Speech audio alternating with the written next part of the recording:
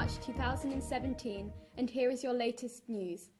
Stay tuned for some local news from Ellie, celebrity news from Lilly, science news from myself, and then finally some sports news from Jamie.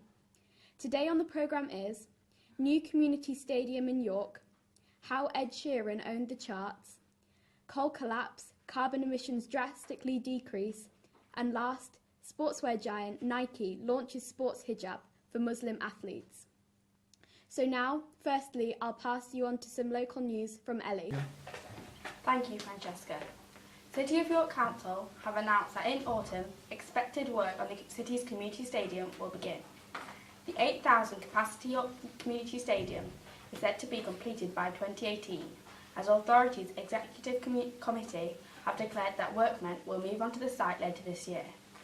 It has been a long, controversial project, as plans were put on hold when View Cinema challenged the council in High Court to put a new cinema inside the building.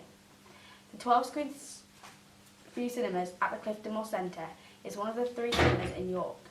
In 2015, the council announced the development of a 2,000-seat 12-screen cinema to be part of the overall planning permission for the York Community Stadium project. But then the developers requested for a minor amendment to build a 13th cinema screen, taking the number of seats in the building up to 2,400. However, at a court hearing, View's barrister Robert Walton said that the council didn't have the power to approve the 13th screen in the way that it had done. The stadium development was first announced in 2009, and the construction had been due to begin next April. It was originally planned to cost £37 million, but in March the council said that it was probably going to cost an extra £7 million and not open it until 2018. On the 8th of June 2016, council officials said that the proposal for a new cinema were to be approved that day despite threats of legal action from a local picture house. That was your latest local news. Now I'll pass you on to Lily. On the programme now, we have some celebrity news involving Ed Sheeran, a 26-year-old singer who is a clearly famous role model for the nation and worldwide. 6 years ago, on the 26th of April, he came with his debut single, The A-Team, selling over 850,000 copies. He says, "I can't tell you the key to success, although I can tell you the key to failure, is trying to please everyone." The hit single, Shape of You, was released on the 6th of January 2017, with over 750,000 downloads in the first week of release, alongside his album Divide, that also sold over 500,000 copies in the first week. This is the most any artist has sold in the first week of sales in the UK. Ed Sheeran utterly dominates the charts in 2017 so far, but how has Ed done this while Adele hasn't? Despite Adele selling more than 800,000 copies in 7 days, her album didn't take over the singles charts because the album 25 was initially available on streaming services. Adele has a wide range of vocal cords, although her songs don't vary and can become quite repetitive, Joel Felicino says. However, Timothy Liu says, "I love them. His lyrical content is simple but non-cliched, even when exploring common themes such as unrequited love, Ode to a Girl, Partying and others, and he embodies the spirit of a singer-songwriters of the past while still sounding current and fresh. Reasons like these bring attention towards Ed Sheeran and away from Adele. Others comment it was just a perfectly timed return." Earlier in his career, Sheeran had a system set out for his 5 albums, 3 of which are named Plus, Times and Divide. This means that it is likely for his next 2 albums to be Subtract and Equals, unless he decides to stick with Pi, a stronger contender for individuality. But have we now reached the peak of Ed Sheeran? BBC Entertainment and Arts answers, "Don't be ridiculous, you can never have enough of Ed Sheeran." However, his monumental success does bring up the question of how he could possibly ever match the crazy heights of his latest album, Divide. He might follow in the steps of the famous Beyoncé, who took her singing in a different direction, which produced groundbreaking records. Ed may even bring out bonus tracks of what fans react very well to. No matter what Ed Sheeran may produce, he has a strong wall of fans which will support him through.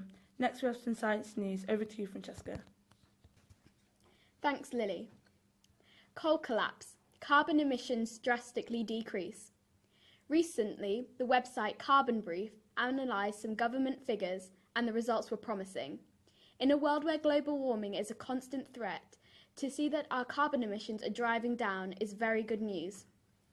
The Department of Energy, Business and Industry Strategy are due to publish their own estimates on carbon emissions soon, and we'll see how they compare. In 2016, carbon emissions reached 361 million tonnes of carbon dioxide. This is a huge decrease from years before. Coal use has fallen by 74% since 2006, and last year, in 2016, it decreased by 52% compared to the amount used in 2015. However, this is said to be because of gas being cheaper, the prices of domestic carbon being higher, better renewable alternatives, and many other factors. More about carbon. The carbon tax cost £18 per tonne of CO2 in 2016, which was more than double the value from 2015. Philip Hammond, Chancellor of the Exchequer, is due to confirm more about the future of the carbon tax in his budget soon. However, this has the ability to cause many problems to the already planned out phase of coal in the UK. The question is, are we taking this problem seriously enough? As a country, many argue that we should be taking much more concern about how environmental our country is as a whole. Despite all this, according to statistics, the UK is still on track to miss mid-2020 emission reduction targets. According to many experts in this field, the reason why the UK has seen declines in carbon emissions is because of the power sector. Not counting quick declines in carbon emissions caused by general strikes in the 1920s, these latest figures show the lowest level of carbon use since 1894. However, even though carbon dioxide from coal fell drastically, the grass is not always greener. Carbon emissions from gas increased by 12.5% in 2016. This is said to be because of the amount of utilities switching to burning coal nowadays. It was not only CO2 from gas emissions that went up, CO2 from oil also did, by a smaller increase of 1.6%. So overall, it is good news that carbon emissions in the UK went down last year drastically, but this news was slightly dampened by an increase in emissions from oil and gas. Now on to Jamie for some sports news. Thank you, Francesca. In today's sporting headline, Nike sportswear giant launches a sports hijab for Muslim athletes. Nike Sportswear have launched a Nike Pro hijab so that Muslim female athletes have a more comfortable piece of performance headwear. This idea was originally made while Saudi Arabian 800-metre runner Sarah Atta was wearing a hijab during her event at the 2012 London Olympics. In previous events, the women had to wear their normal hijabs that were impractical and hindered their chances of doing well against the other competitors. Rwanda Abdelaziz, an author of the Islamic Monthly, posted on Twitter, "As a hijab-wearing athlete, I'm stoked for Nike Pro hijab line. So I love that it is approved and featured by actual hijab wearers." Due to this breakthrough, more Muslim countries will encourage women to take part in sporting activities and will help with their overall health. Many Muslim women have felt quite uncomfortable to do sports due to the fact that they don't have anything that is practical for them to wear whilst taking part in sports. "Everyone was looking at us, even taking pictures like we were weird," says Nada Merwan, 18, who is an Egyptian volleyball player who represented her country in the 2016 Rio Olympics as one of the first women to play beach volleyball for Egypt. Even though this campaign was not intended to attract political attention, it has become a large issue in the US as companies think that this statement was directed against Donald Trump's administrations. Back to Francesca. Thank you for watching today's news programme. Goodbye for now.